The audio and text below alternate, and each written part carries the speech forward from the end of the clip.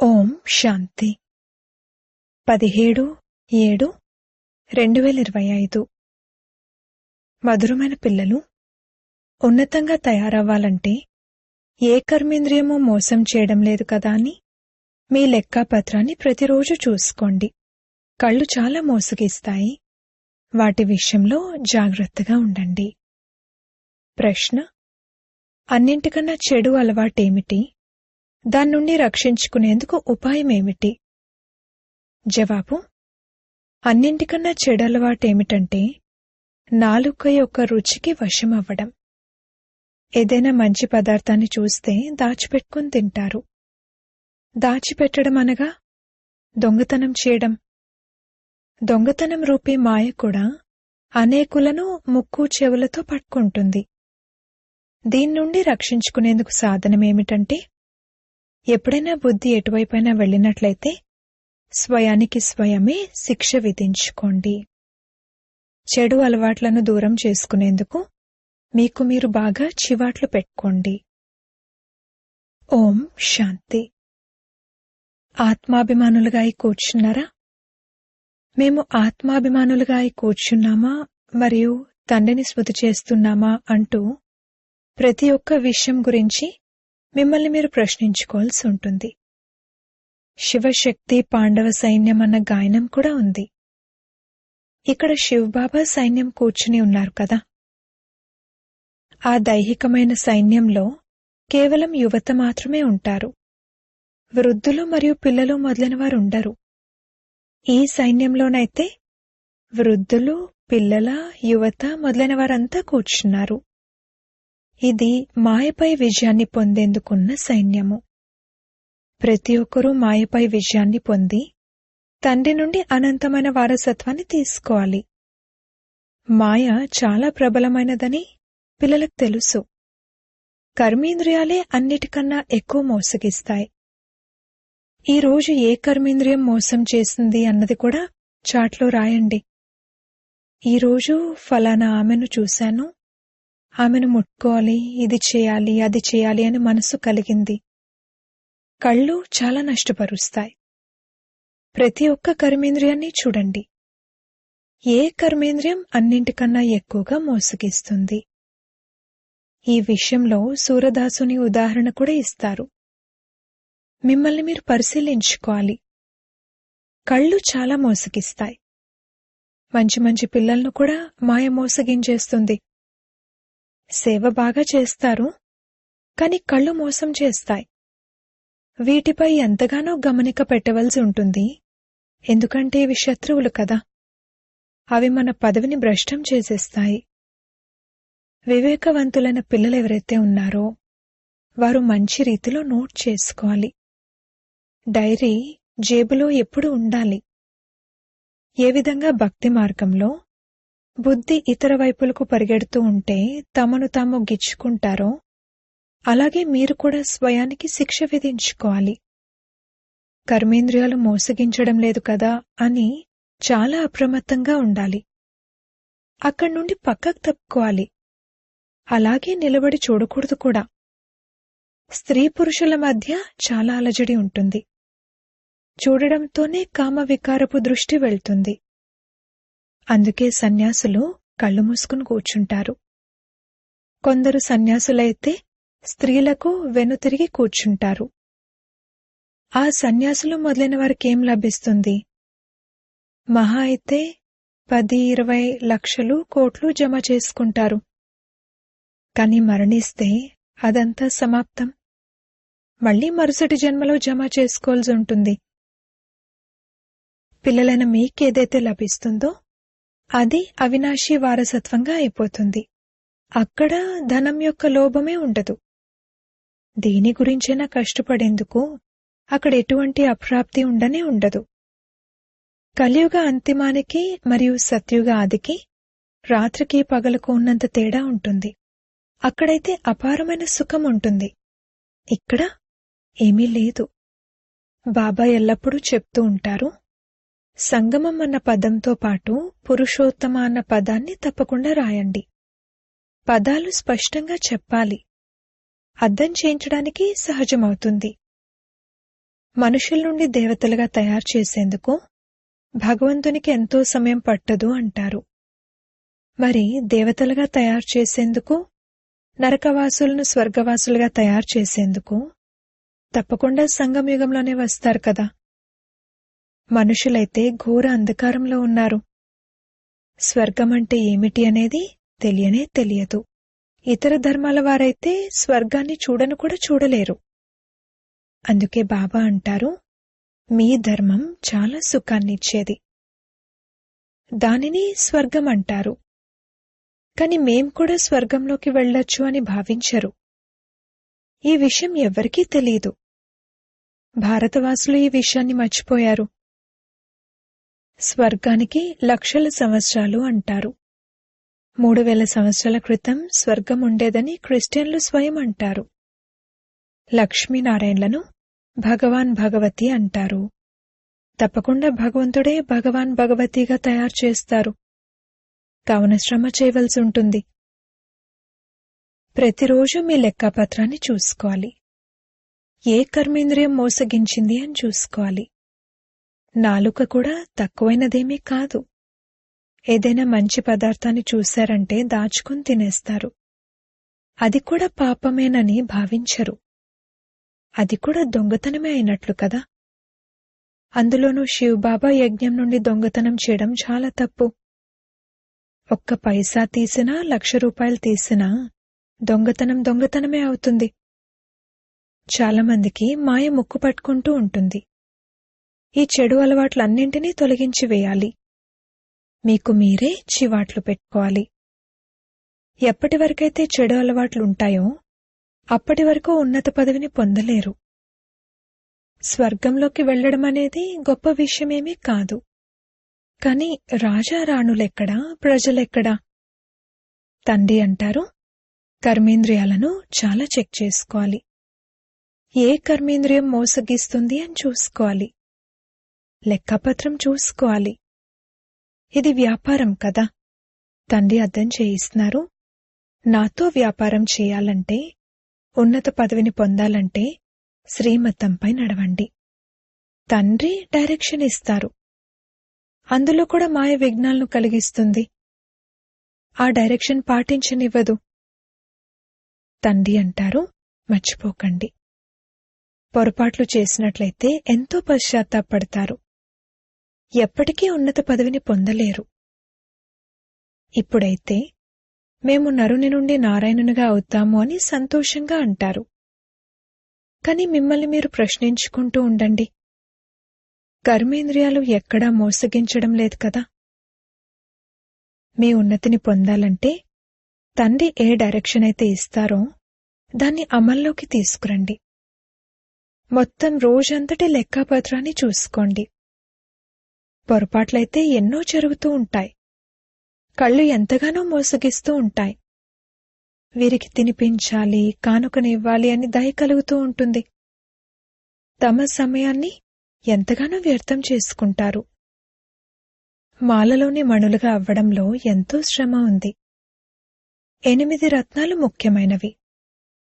నవరత్నాలు అంటారు.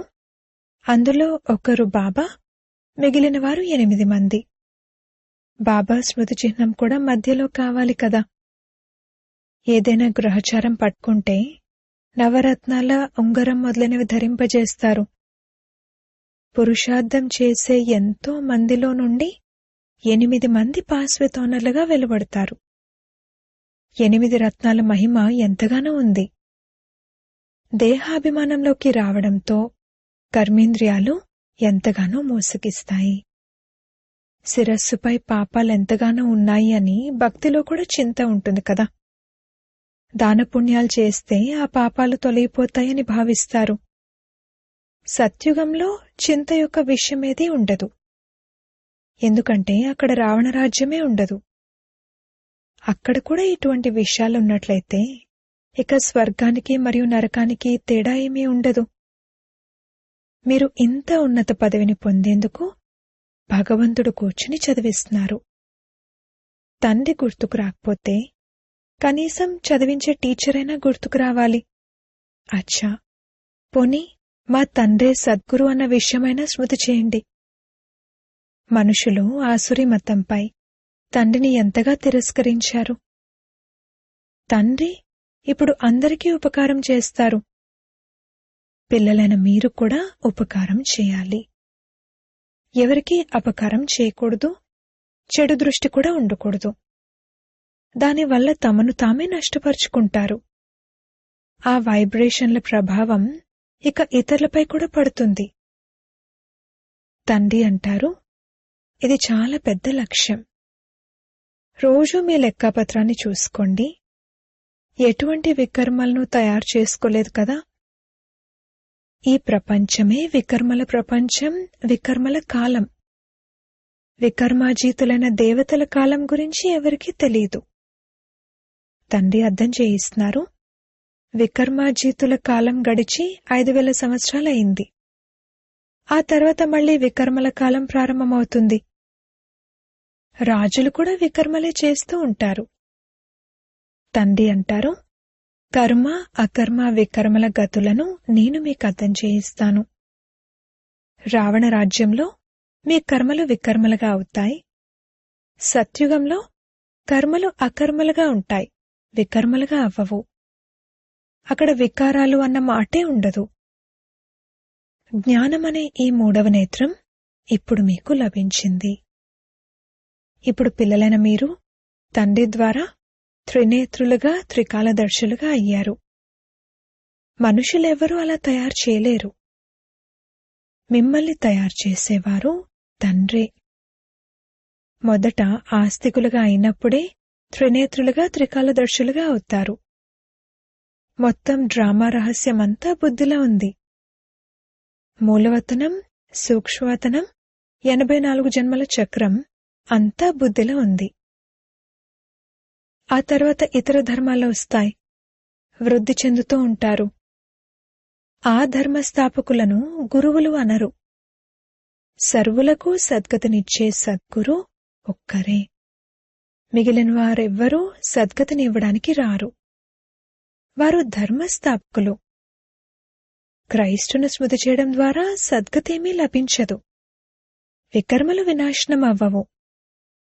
అదేమీ అవ్వదు. వారందరినీ భక్తి యొక్క లైన్లో ఉన్నారు అని అంటారు. జ్ఞానం యొక్క లైన్లో కేవలం మీరే ఉన్నారు. మీరు మార్గదర్శకులు. అందరికీ శాంతిధామం, సుఖధామం యొక్క మార్గాన్ని తెలియజేస్తారు. తండ్రి కూడా ముక్తి ప్రదాత, మార్గదర్శకుడు. ఆ తండ్రిని స్మృతి చేయడం ద్వారానే వికర్మలు వినాశనమవుతాయి. ఇప్పుడు పిల్లలైన మీరు మీ వికర్మలను వినాశనం చేసుకునేందుకు పురుషార్థం చేస్తున్నారు కావున మీకు అటెన్షన్ ఉండాలి. ఒకవైపు పురుషార్థం చేస్తూ ఇంకొక వైపు వికర్మలు జరుగుతూ ఉండకూడదు. పురుషార్థంతో పాటు వికర్మలు కూడా చేసినట్లయితే అవి 100 రెట్లయిపోతాయి. ఎంత వీలైతే అంత వికర్మలు చేయకండి, లేకపోతే అవి ఇంకా పెరుగుతాయి. పేరును కూడా అప్రతిష్టపాలు చేస్తారు. భగవంతుడే మమ్మల్ని చదివిస్తున్నారు అన్నది తెలిసినప్పుడు మరింకే వికర్మలను చేయకూడదు. చిన్న దొంగతనమైనా లేక పెద్ద దొంగతనమైనా పాపమైతే జరుగుతుంది కదా. ఈ కళ్ళు ఎంతగానో మోసగిస్తాయి. తండ్రి పిల్లల నడవడిక ద్వారా అర్థం చేసుకుంటారు. ఈమె నా పత్ని అని ఎప్పుడూ ఆలోచన కూడా రాకూడదు. మేము బ్రహ్మ కుమార కుమారిలము, శివబాబాకు మనవలము అని భావించాలి. మేము బాబాతో ప్రతిజ్ఞ చేశాము, రాఖీ కట్టుకున్నాము. మరి కళ్ళెందుకు మోసగిస్తున్నాయి? స్మృతి బలం ద్వారా ఏ కర్మేంద్రియం యొక్క మోసం నుండైనా విముక్తులవ్వగలరు. ఇందులో ఎంతో శ్రమ కావాలి. తండ్రి డైరెక్షన్ను అమలుపరిచి చాట్ రాయండి. పతి పత్ని కూడా పరస్పరం ఇవే మాటలు మాట్లాడుకోండి. మనం బాబా నుండి పూర్తి వారసత్వాన్ని తీసుకుందాము, టీచర్ నుండి పూర్తిగా చదువుకుందాము అని. అనంతమైన జ్ఞానాన్నిచ్చే ఇటువంటి టీచర్ ఇంకెప్పుడూ లభించరు. లక్ష్మీనారాయణలకే తెలియనప్పుడు మరి వారి తర్వాత వచ్చేవారెలా తెలుసుకోగలరు? తండ్రి అంటారు, ఈ సృష్టి యొక్క ఆది మధ్యాంతాల జ్ఞానం గురించి సంగమయుగంలో కేవలం మీకు మాత్రమే తెలుసు. ఇది చేయండి, ఇలా చేయండి అంటూ బాబా ఎంతగానో అర్థం చేయిస్తూ ఉంటారు. కాని ఇక్కడి నుండి లేవగానే అంతా సమాప్తమైపోతుంది. శివబాబా నాకు చెప్తున్నారు అని భావించరు. ఎల్లప్పుడూ శివబాబాయే చెప్తున్నారు అని భావించండి. ఇతని ఫోటో కూడా పెట్టుకోకండి. ఈ రథాన్నైతే అద్దెకు తీసుకున్నారు. ఇతను కూడా పురుషార్థియే. నేను బాబా నుండి వారసత్వాన్ని తీసుకుంటున్నాను అని ఇతను కూడా అంటారు. మీలా ఇతను కూడా విద్యార్థి జీవితంలోనే ఉన్నారు. మున్ముందు మీ మహిమ జరుగుతుంది. ఇప్పుడైతే మీరు పూజ్య దేవతలుగా అయ్యేందుకు చదువుకుంటున్నారు. మళ్లీ సత్యుగంలో మీరు దేవతలుగా అవుతారు.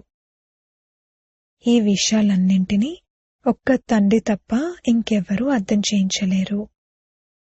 భాగ్యంలో లేకపోతే శివబాబా వచ్చి ఎలా చదివిస్తారు? నేనైతే నమ్మను అన్న సంశయం ఉత్పన్నమవుతుంది. నమ్మకపోతే మరి శివబాబాను స్మృతి కూడా ఎలా చేయగలరు? వికర్మలు వినాశనం అవ్వవు. ఇక్కడంతా నంబర్వారుగా రాజధాని స్థాపన అవుతుంది. దాసదాసీలు కూడా కావాలి కదా. రాజులకు దాసీలు కూడా కట్న కానుకలుగా లభిస్తారు. ఇక్కడే ఇంతమంది దాసీలను పెట్టుకుంటున్నారంటే మరి సత్యుగంలో ఎంతమంది ఉంటారు?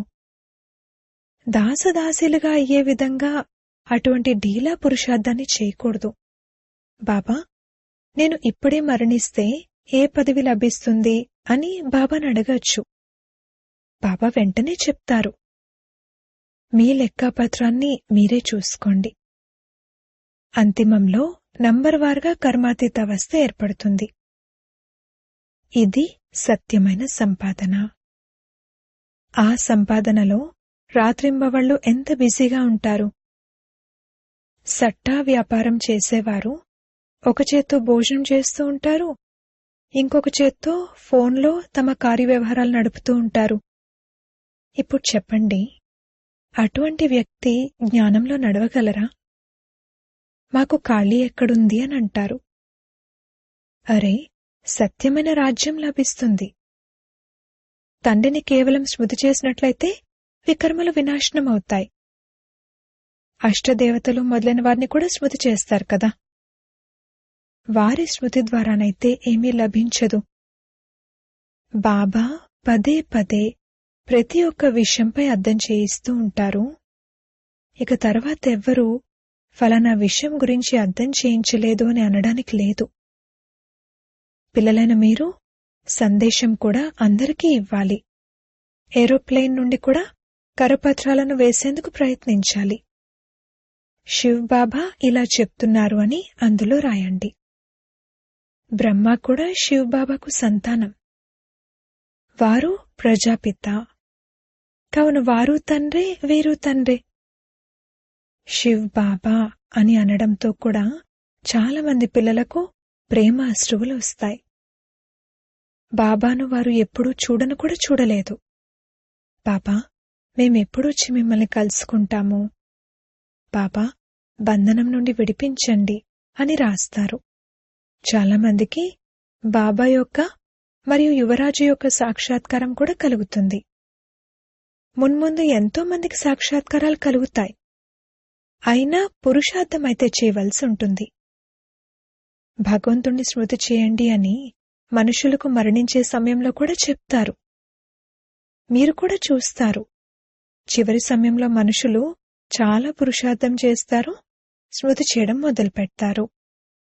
తండ్రి సలహా ఇస్తున్నారు, పిల్లలు ఎంత సమయం దొరికితే అంత సమయం పురుషార్థం చేసి మేకప్ చేసుకోండి.